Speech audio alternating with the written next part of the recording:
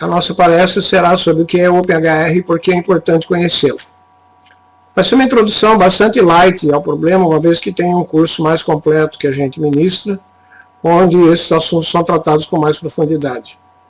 Mas como o governo brasileiro adotou, já através do Ministério da Saúde, já está trabalhando no desenvolvimento da adoção desse padrão para a estruturação de prontuários eletrônicos do paciente, principalmente o prontuário nacional, nós do Instituto HL7 julgamos que é bastante importante a gente passar essa informação para o público, seja ele constituído de empresas que desenvolvem, professores, alunos, estudantes, consultores, inclusive profissionais clínicos que de certa forma vão ser envolvidos mais cedo ou mais tarde na modelagem desse OpenHR, que como vocês vão ver pela minha explicação, envolve fortemente os usuários finais na determinação dos modelos de prontuário eletrônico, de informação a ser registrada nos registros eletrônicos de saúde.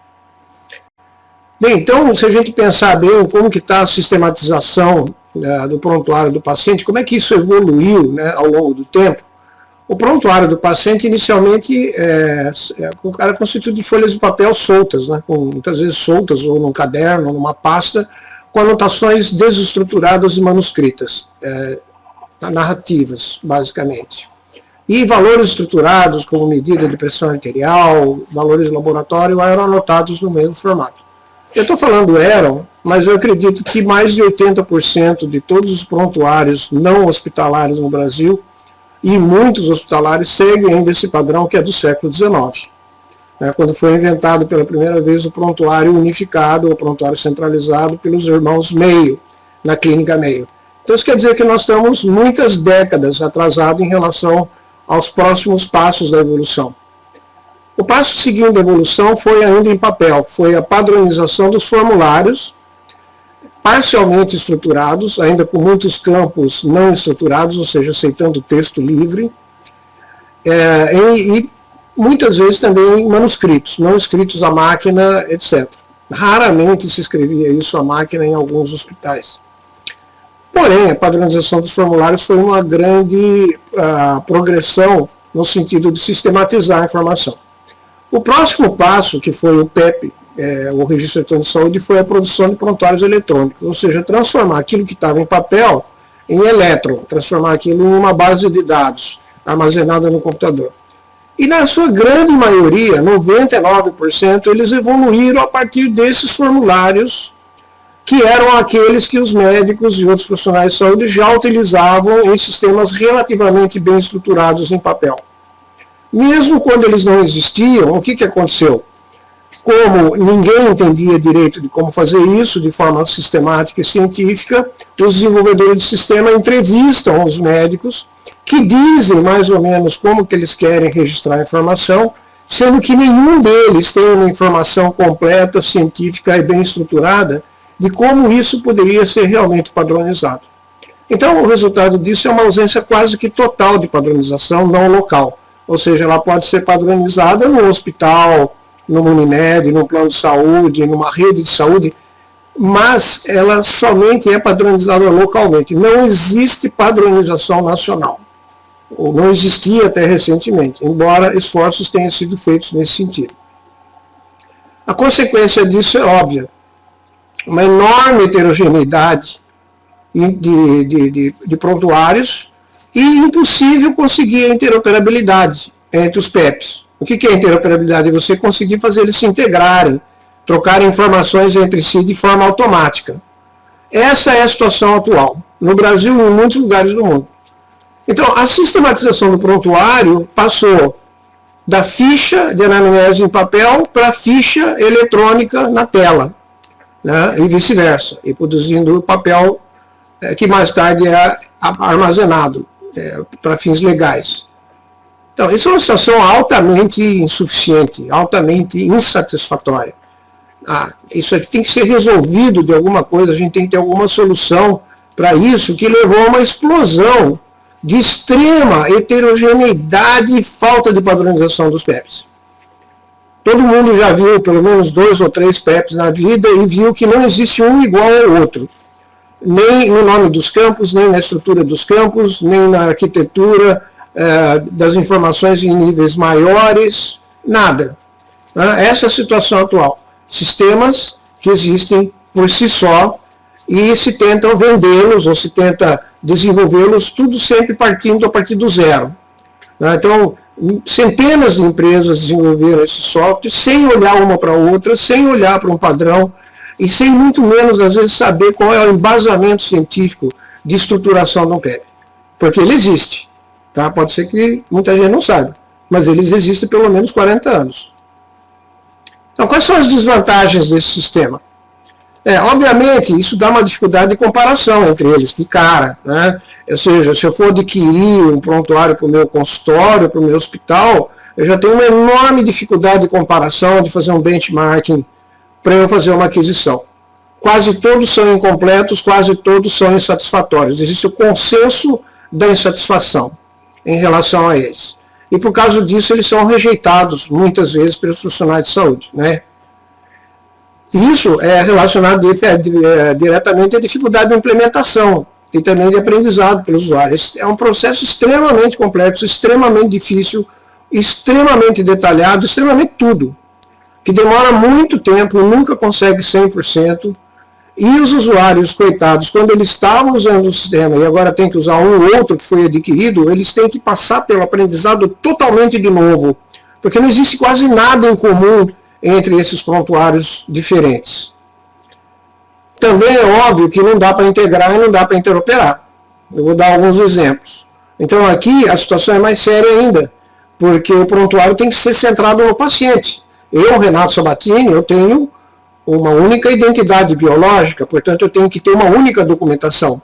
Mas onde que está a minha documentação? Está espalhada por todos os meus provedores de serviço de saúde, desde antes de eu nascer, né, no pré-natal, até os hospitais, os médicos, os dentistas, etc, etc.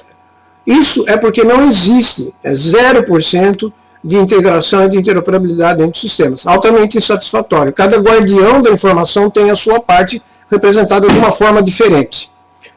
Tá?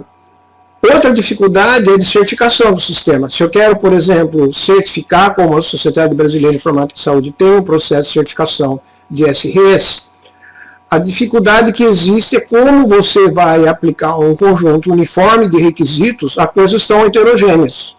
Tá? Então existe um conjunto mínimo que tem que ser cumprido e existe uma grande dificuldade dos auditores e até dos consultores, como eu, de atingir essa comparabilidade para poder certificar.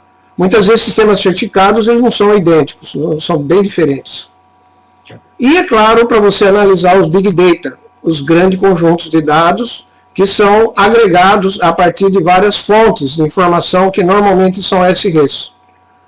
Também aqui existem dificuldades quase que intransponíveis para epidemiologia, análise de dados, etc, etc. Então, vocês estão vendo que tudo isso nos faz com que nós estamos hoje no Brasil numa situação ainda insatisfatória com relação a todos esses aspectos. Então, a pergunta que nós temos que fazer é a seguinte: para todo mundo que desenvolve PEP, todo mundo que usa PEP, todo mundo que compra PEP, como que nós vamos representar toda a complexidade dessas informações clínicas e gerenciais de saúde de uma forma que ao mesmo tempo seja flexível, ou seja, eu posso mudá-las, e muda-se frequentemente, não é mesmo? Que seja escalável, ou seja, funcione bem da mesma forma, com a mesma eficácia e eficiência em sistemas pequenos e sistemas grandes, e que possam crescer indefinidamente, sem eu ter que mudar.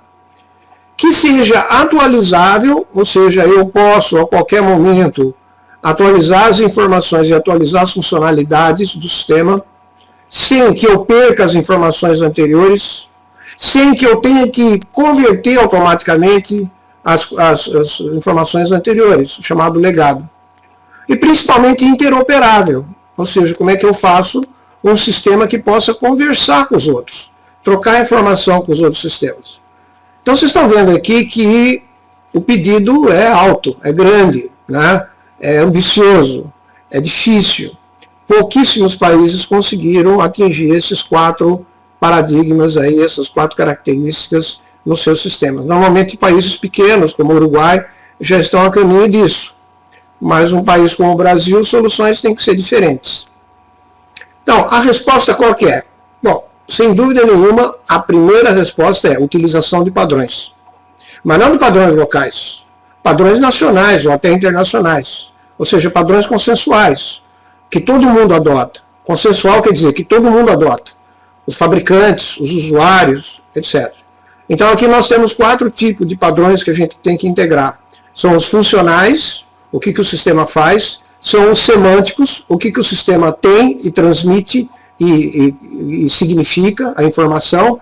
Os operacionais, ou seja, como que é implementado, como que funciona. E os estruturais, como que essa arquitetura toda da informação do PEP pode ser padronizada também. Será que pode?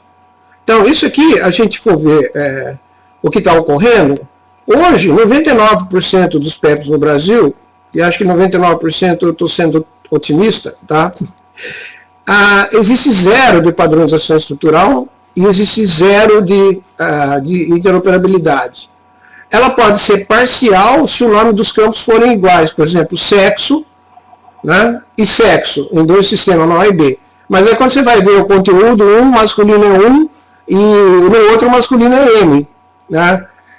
Agora, o nome dos campos varia, num é PAS, no outro é pressão arterial máxima, num é registrado em milímetro de mercúrio, no outro em centímetros. A codificação é diferente. Um utiliza texto corrido para diagnóstico principal, o outro utiliza o CID-10. Né? Então, aqui, essa diferença faz com que não exista interoperabilidade entre os sistemas e, obviamente, também não existe padronização estrutural. Uma maneira de você resolver isso, vamos dizer assim, na marra, né, uma autoridade central determinar um conjunto mínimo de dados. Conjunto mínimo que deve ter todo mundo igual. Então, pressão arterial sistêmica sistólica chama-se PASS, é um número registrado em milímetros de mercúrio. O sexo tem que ser codificado segundo o padrão IBGE. Então, o CNS é isso, né? O padrão do Cartão Nacional de Saúde é isso, é um padrão imposto. O TIS é isso, a troca de informações em saúde suplementar. Então, aqui a estrutura e conteúdo são definidos centralmente, e aí todo mundo tem que adotar. Obviamente, é uma solução imposta geralmente por um governo, ou dentro de uma determinada estrutura grande, como o Unimed, por exemplo, porém ela tem uma série de desvantagens. Uma delas é que o que você faz com o legado, que já está registrado em sistemas heterogêneos, que não obedeceram o CMD. A outra é que você precisa ter uma forma de convencer os desenvolvedores de software a adotar o CMD, porque geralmente esse CMD é um conteúdo mínimo. Ou seja, o que acontece com o conteúdo que não é mínimo? Quer dizer, extrapola o mínimo. Então aqui, embora isso seja uma coisa necessária em todo o país, o CMD ainda não é a solução. Tá? A solução que foi adotada pelo menos há 30 anos atrás, no mundo todo, é uma interoperabilidade via transações, ou seja, através de mensagens de troca de informação. Então, por exemplo, no sistema A tem os seus nomes de campos e as suas formas de codificação, no sistema B tem as suas formas de nome de campos e seus sistemas de representação, e existe uma interlíngua, um intermediário que tem nomes padronizados, e os sistemas então convertem, eles falam essa interlíngua ao converter o nome dele interno do campo para um nome padronizado, por exemplo, no HL7, Health Level 7. E a estrutura que lê, o sistema B que vai ler esses dados para conseguir interoperar, ele vai converter aqueles nomes internos, os nomes do HL7, para os nomes internos seus. Então aqui nós conseguimos uma interoperabilidade parcial, certo? Principalmente se a gente adotar um sistema de classificação intermediário que possa fazer o mapeamento entre as semânticas, o mapeamento entre as terminologias. Isso muitas vezes é difícil, porque aqui essas codificações muitas vezes são próprias, não são padronizadas. Então, isso foi uma forma de resolver a interoperabilidade, e o Health Level 7, que significa o nível de interoperabilidade ao nível de aplicação, ao nível de saúde, foi uma resposta que está sendo progressivamente desenvolvida para resolver esse assunto. tá certo? Bem, mas ainda não é satisfatório, porque nós temos muitos padrões, e aqui o HL7 teria que integrar todos os padrões, e ainda não integra. Inclusive ele está evoluindo, né? De V2 passou para V3, de V3 passou para Fire, e assim por diante. Então nós temos aqui, em nível de interoperabilidade sintática, semântica e funcional, um número muito grande de padrões, de terminologias, como ICD-10, ICD-9, LOIC, SNOMED, TUS, né? Modelos de informação, como o CCD, padrões de troca de mensagens, como HL7, V2 e V3, CDA, DICOM, e padrões técnicos que não são da saúde, que estão nos níveis mais baixos, 6, 5, 4 da rede, que são TCP/IP, HTTPS, encriptação, segurança, etc. E alguns desses padrões são híbridos. Por exemplo, você pode combinar o V3 com o LOINC, você pode combinar o CID com o CDA. Então é uma situação muito complexa que pouca gente domina. Ainda nós temos pouca gente que entende disso, mas cada vez mais vai ser necessário as empresas ter gente que entenda esse tipo de coisa. Bom, então as soluções que existem aqui, elas são as seguintes.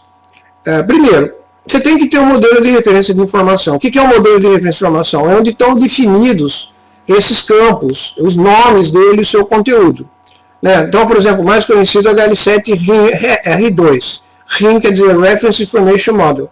Então nós temos aqui modelos mínimos, como é o caso do CMD Brasil, modelos completos, como o HL7 CDA ou DCM, que eu vou falar sobre ele, os modelos semânticos, como o SNOMED, que permite também a estruturação de RIMs, e modelos especializados, como é o caso do DICOM, por exemplo, para imagens. Né?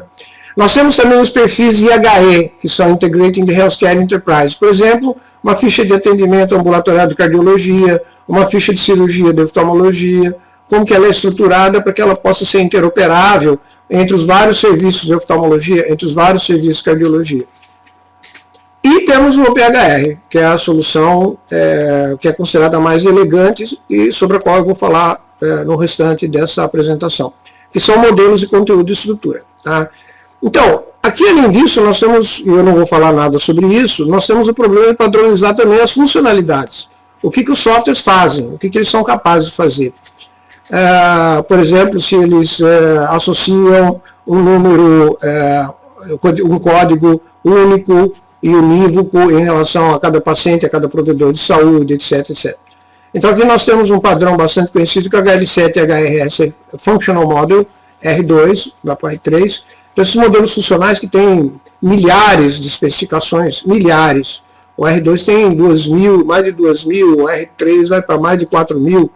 Eles são muitas vezes usados até para certificação. Mas eles não são modelos de conteúdo e de estrutura, eles são modelos de funcionalidade, ou seja, o que o sistema faz. Ok?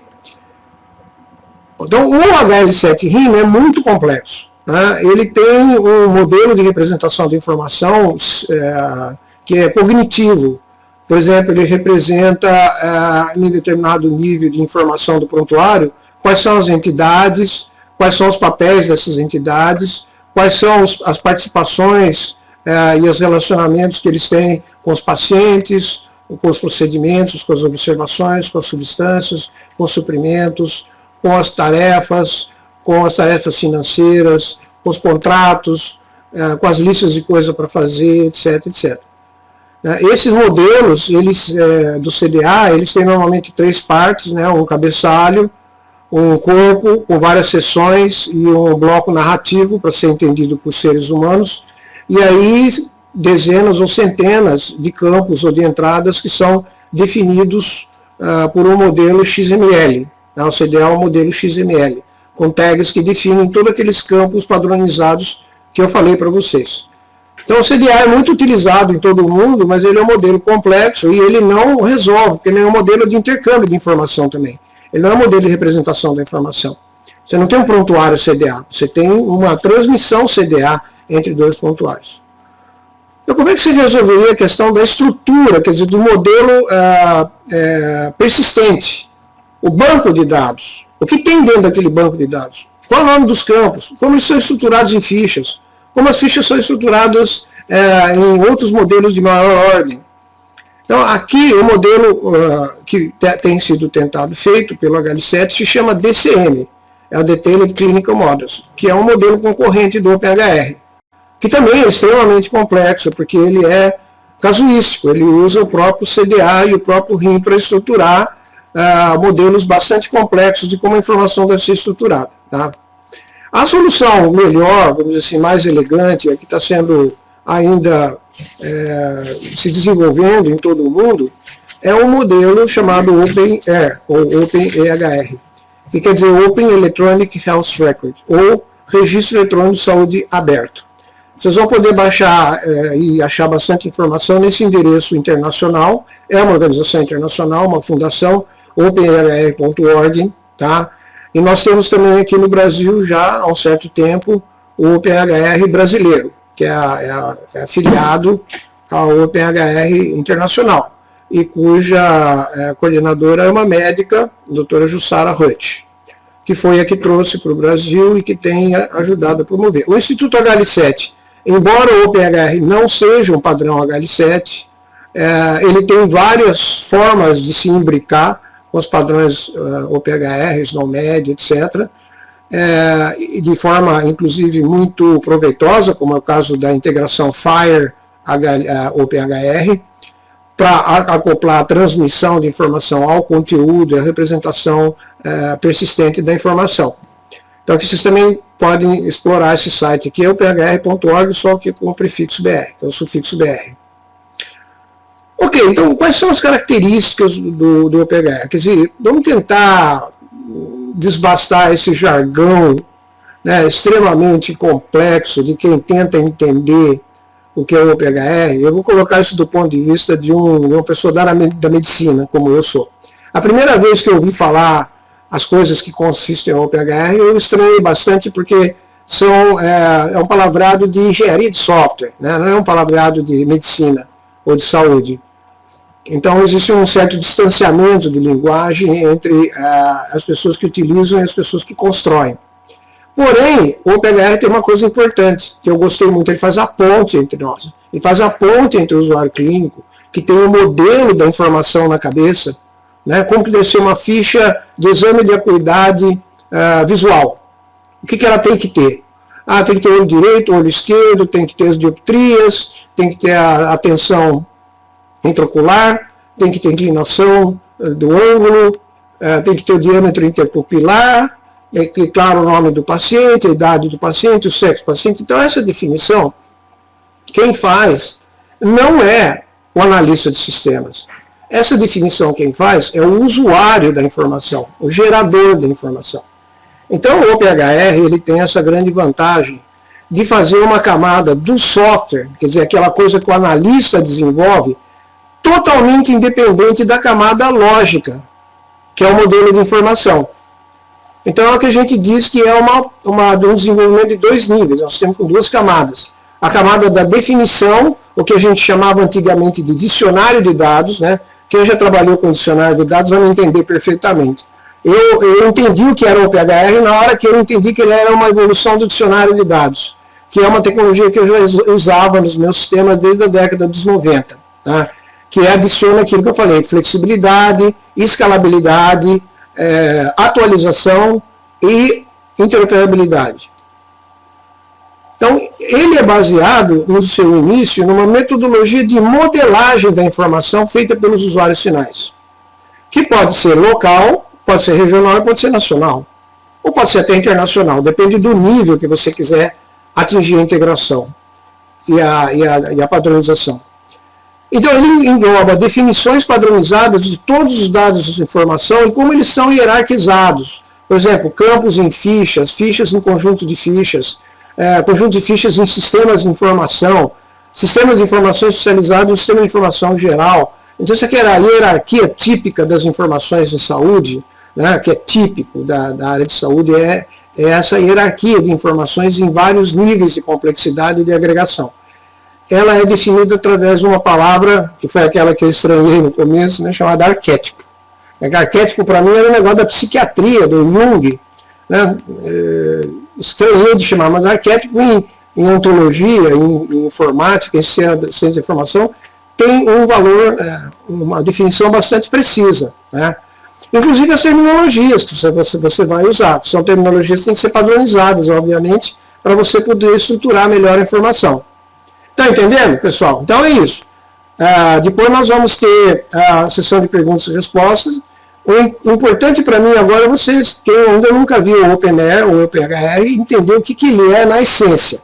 Na essência, ele é um modelo de informação que define essa estrutura hierárquica da informação em uma estrutura persistente, ou seja, basicamente um banco de dados.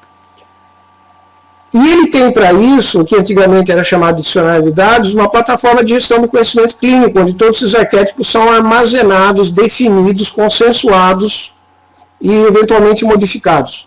Essa plataforma de gestão do conhecimento clínico chama-se CKM, que em inglês quer dizer Clinical Knowledge Manager. Ou seja, toda vez que você for fazer um projeto baseado no OpenHR, não interessa qual é a tecnologia de software que você vai desenvolver. O OpenHR não é um prontuário. O OpenHR não é um software. Tá? O OpenHR não é uma especificação centralizada como um conjunto mínimo de dados. Ele, na realidade, é o que a gente chama de um artefato de conhecimento. E esse artefato de conhecimento é padronizado. Para isso, a gente tem uma ferramenta de uso público, chamado CKM, onde são armazenados os arquétipos, os seus vários níveis, definidos naquela sua aplicação. Ok? Bom, e como ocorre a interoperabilidade? Gente, genial! É genial! A interoperabilidade decorre simplesmente de você adotar a estrutura do conhecimento. Se todo mundo adotar a estrutura do conhecimento, você tem uma interoperabilidade semântica e estrutural. Então, por exemplo, um país como o Brasil pode começar definindo um CKM em nível nacional, como existe hoje um CKM em nível internacional.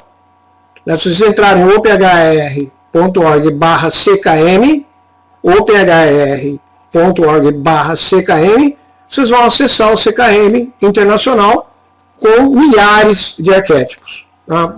Para tudo que vocês imaginarem, inclusive em português.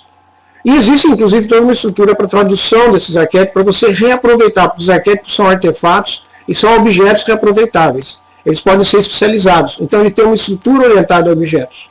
Então, é muito elegante. Então, o que são esses tais de arquétipos, né? Que é uma pergunta que todo mundo pergunta. O que é um arquétipo? Bom, um arquétipo é uma representação do conhecimento clínico.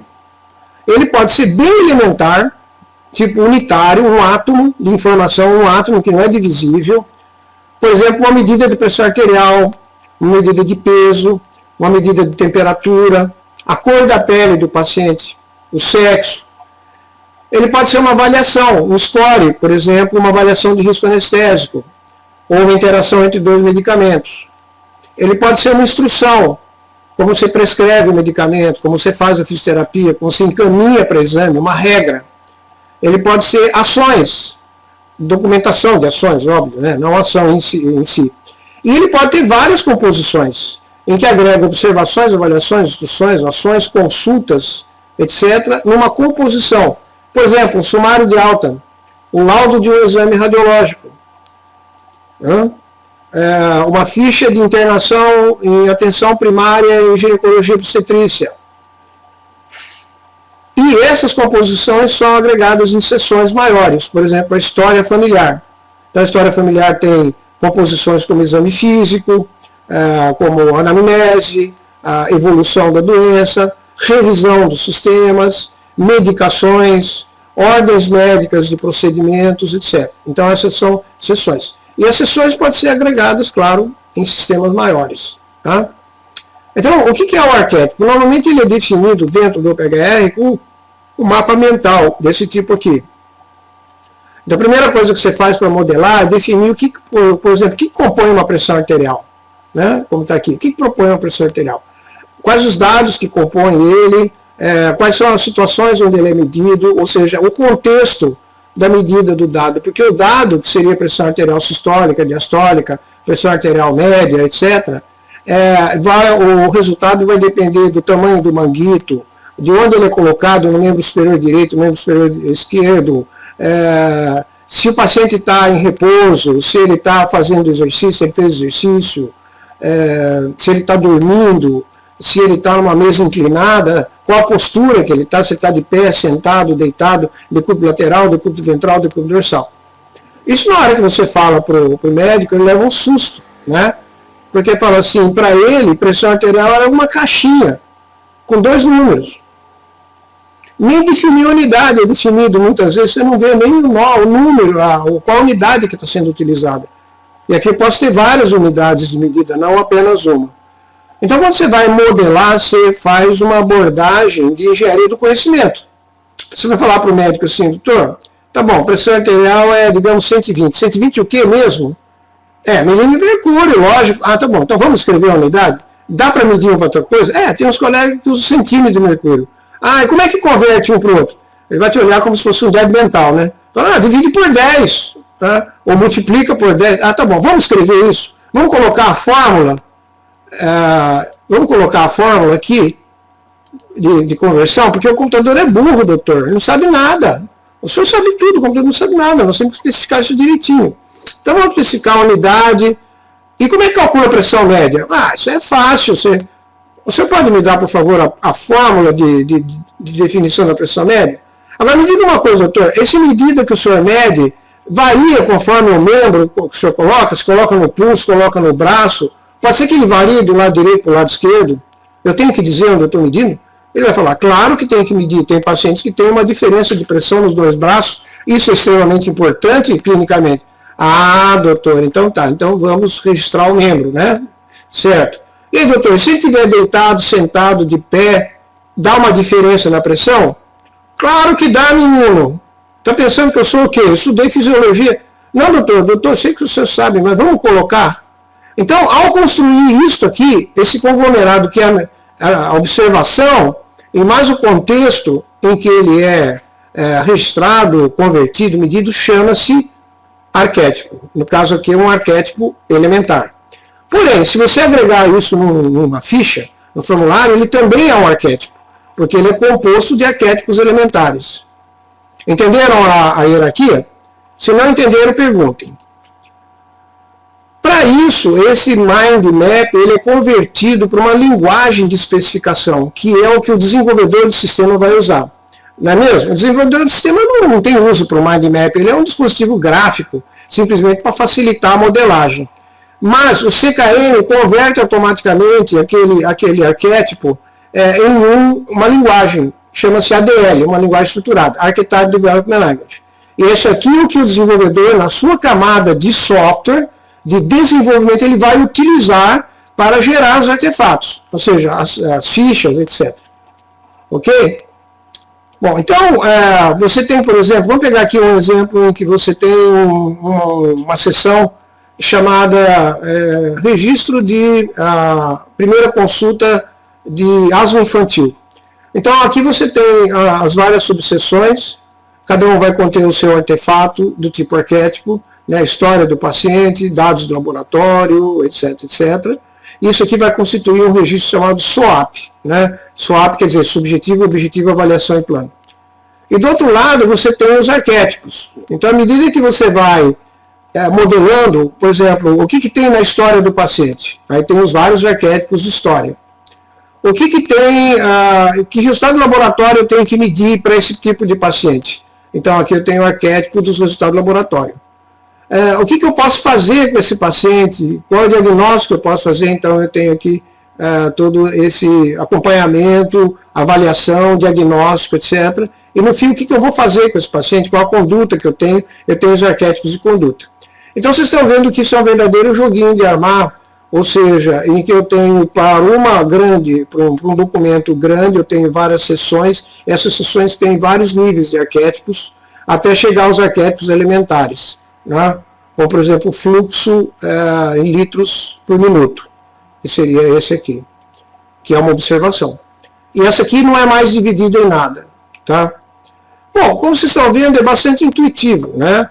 Embora ele tenha sido calcado numa linguagem um pouco difícil de entender, o OPHR é essencialmente muito simples. É a forma como você organiza a informação persistente numa base de dados, modelando tudo aquilo que tem que ser registrado no RES, no Registro Eletrônico de Saúde Clínico.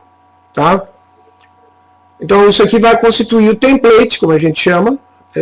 Então tem um template mínimo, MDS, Minimal Dataset, que é o conjunto mínimo de dados, e tem um template completo, que vai conter toda a informação que aquele grupo específico de médicos ou especialidade, etc., resolveu definir como sendo aquele que seria o consenso ótimo de registro da informação.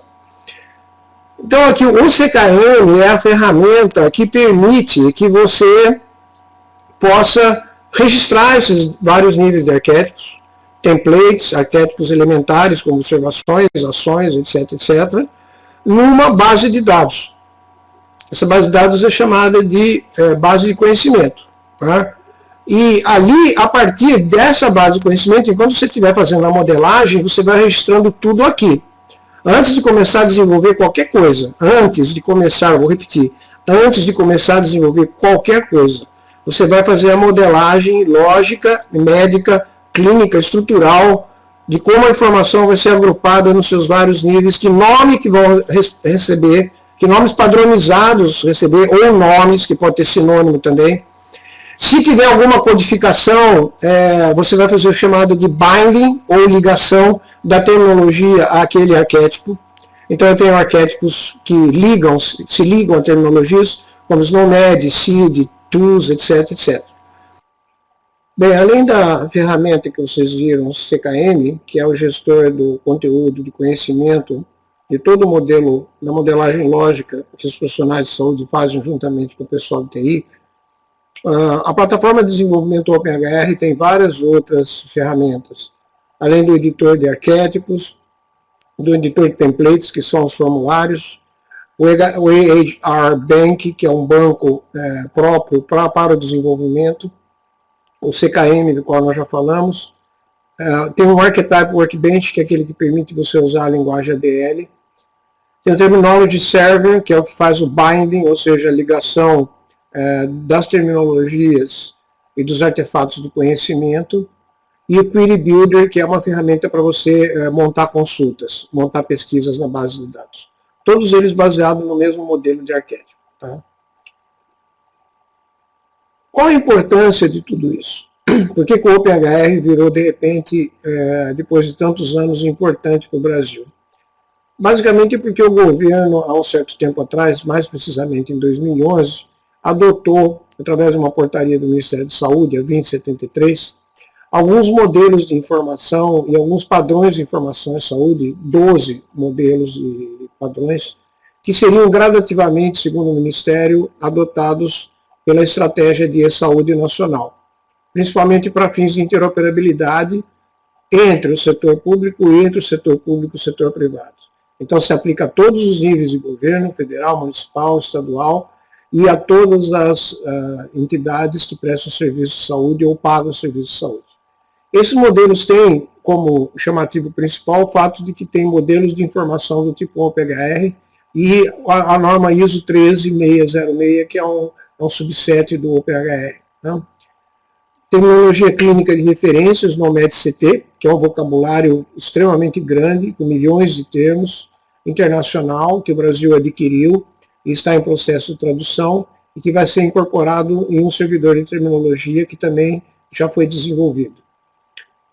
Documentos clínicos, a parte de mensageria ou troca de informação através do HL7, CDA, HL7 V2, V3, HL7 CDA, e a parte de padrões ou perfis técnicos de infraestrutura, que também já foram adotados, já existem manuais de integração com o barramento SOA-SUS, um barramento que contém a identidade de todos os pacientes brasileiros através do CNS e que usa os padrões IHE, Integrating the Healthcare Enterprise, chamados PICS e PDQ. Né? PICS é o Patient Cross Identifier e o PDQ é o Patient Demographics. Então os dados individuais de identidade e dados demográficos como endereço, cidade, mãe, pai, etc., já estão totalmente padronizados de acordo com o modelo do Cartão Nacional de Saúde, versão 5.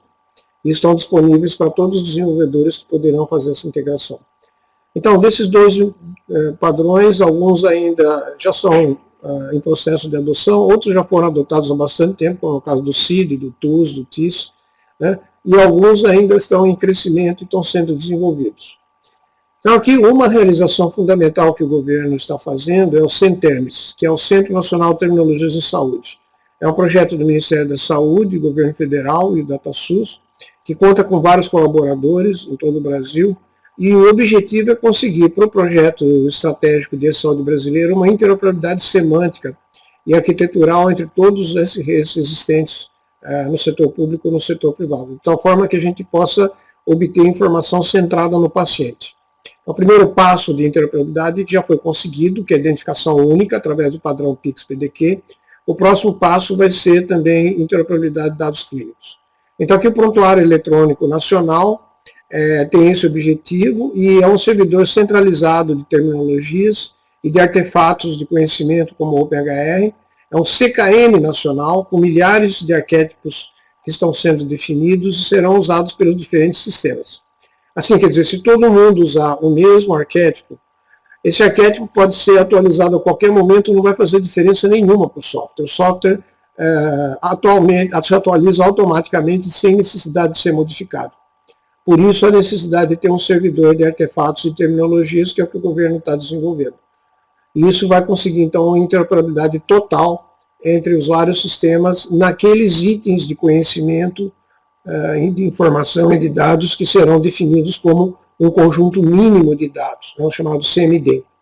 Esse conjunto mínimo de dados, ou conteúdo mínimo de dados, já foi definido, já foi publicado, inclusive pelo Ministério da Saúde, e possivelmente vai ser obrigatório para todos os sistemas.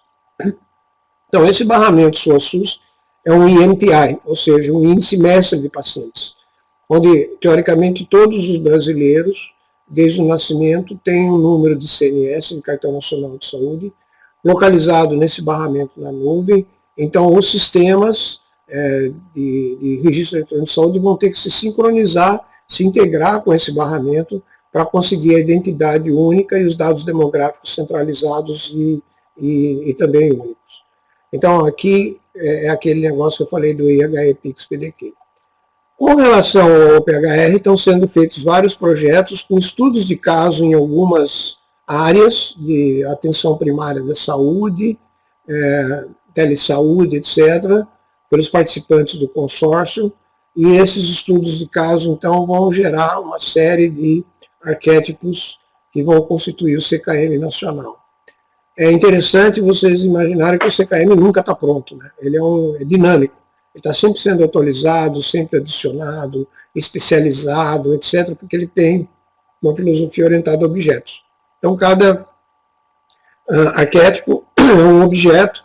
Esse objeto ele pode ser especializado, pode ser determinado através do mecanismo de herança o que ele contém, e ele pode ser identificado com um nome único específico dentro do CKM.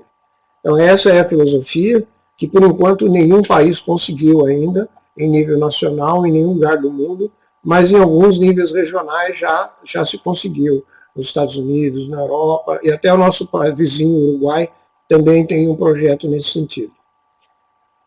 Por que é importante para vocês, como consultores, ou professores, ou estudantes da área, mas principalmente em empresas, saber mais e mais profundamente, saber utilizar o OpenHR? Esses padrões adotados pelo governo, que eu falei, centralizados pelo governo federal, eles vão ser objetos de uma adoção obrigatória gradativa, tá? Por todos os níveis do sistema de saúde, por todos os softwares públicos ou privados. Então, pode demorar um pouco, pode demorar muito, eventualmente a sua empresa, o seu software vai ter que se adaptar. E isso são soluções extremamente complexas e que exigem tempo para aprender e implementar. Aqui, então, também vamos ter múltiplas certificações oficiais e não oficiais, como 10 BIS. Algumas delas até serão obrigatórias no futuro pela Anvisa, pela Agência Nacional de Saúde. Estudando o passado brasileiro dos padrões, a gente pode prever que isso vai acontecer. Então, sua empresa, sua instituição precisa começar a aprender agora para não ficar para trás, certo? Então, para isso, já há alguns anos, o Instituto HL7, em colaboração com a Fundação OpenHR do Brasil, montou um curso online de capacitação profissional em OpenHR. Nós já estamos dando o 7º curso, e damos 2 cursos desses por ano. Vocês podem se inscrever e ver mais informações no endereço www.hl7.com.br/próximos cursos. Ali vocês vão poder ver informação mais detalhada e também como se inscrever. O curso de capacitação em OPHR é um curso teórico-prático, totalmente à distância, dado em 6 semanas, tem 6 módulos, com 32 horas de carga didática. É uma introdução aos padrões do OPHR na área de modelagem. Nesse curso nós não ensinamos implementação, desenvolvimento, mas apenas a parte de modelagem, ou seja, você aprende a construir arquétipos, construir templates e tem metodologias de modelagem que você vai usar para fazer projetos específicos. Vejam bem que o OPHR não precisa ser usado só em nível nacional. Existem inclusive softwares no mercado, por exemplo, como o P2D, que já usam a metodologia do OpenHR com o CKM próprio, e com os arquétipos já definidos como uma metodologia de 2 níveis de definição de sistemas. Tá? Então aqui, essa operação do CKM, que é gratuito, construção de arquétipos, pode ser para fins particulares, para uma rede regional, para uma rede específica como o Unimed, para um estado, como por exemplo o estado de Minas Gerais, começou um projeto nesse sentido, e até para uma nação, como é o caso do Brasil, como a gente pretende. Tá? Também o curso envolve algumas noções importantes de segurança e de certificação do SRIS que tiver o OpenHR. No curso também trata um pouco sobre como está evoluindo o relacionamento do OpenHR com outros padrões, como IHE, HL7, FHIR, que já existem trabalhos tentando integrar essas abordagens de interoperabilidade funcional, interoperabilidade semântica e assim por diante. Esse aqui é o site do curso, é um curso baseado na plataforma Moodle, que o aluno pode assistir às aulas a hora que ele quiser. São módulos liberados semanalmente, e que tem as várias ferramentas como fórum, chat, videoconferência, aulas gravadas em vídeo, exercícios, tarefas, questionários de avaliação, etc. É um curso bastante completo. E também nós criamos um curso gratuito, de curta duração, na realidade um tutorial online de interoperabilidade entre sistemas de informação e saúde, que dá uma visão geral, para quem não quer fazer o curso do OPHR, dá uma visão pré-OPHR sobre os problemas envolvidos na interoperabilidade entre sistemas de informação e saúde. Se vocês quiserem entrar, esse curso é gratuito, ele vai ficar aberto por um certo tempo, e é www.hl7.com.br/interoperabilidade. Ele tem instruções de como você pode entrar e fazer esse tutorial. Como e quando ocorre o próximo curso, o 7º curso, o início na primeira semana de novembro, dia 3 de novembro. Os professores que participam ajudaram a criar ou estão envolvidos nos vários projetos nacionais, inclusive do OPHR.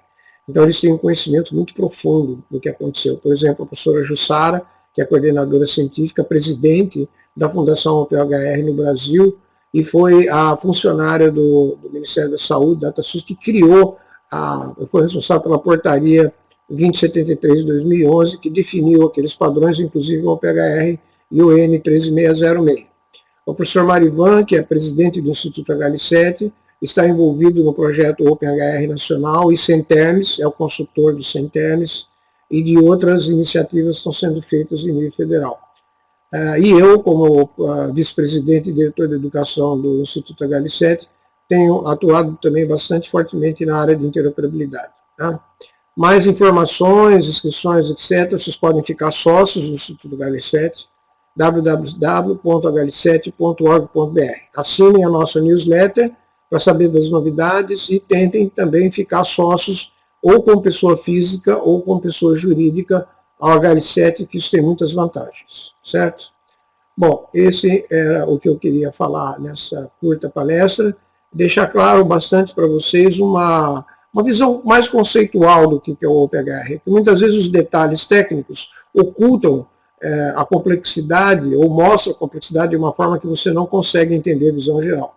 O OPHR, para quem já é veterano na área de informática, é uma espécie de dicionário de dados, ou seja, um lugar centralizado onde você define todos os artefatos de conhecimento, ou seja, as terminologias, as codificações, as especificações de campo, a tipologia dos campos, e como eles se agregam em diversos níveis hierárquicos, desde um simples arquétipo elementar, como uma observação, até um sistema completo de registro eletrônico de saúde, um prontuário eletrônico de um hospital. O OPHR é uma abordagem que começa com a modelagem, envolvendo fortemente os usuários, utilizando técnicas de engenharia do conhecimento e de engenharia de software, para chegar a sistemas que são testáveis, que são flexíveis, que podem evoluir, podem ser atualizados, são escaláveis, como nós falamos logo no começo dessa palestra.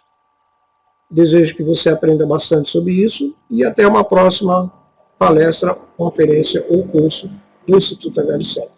Obrigado.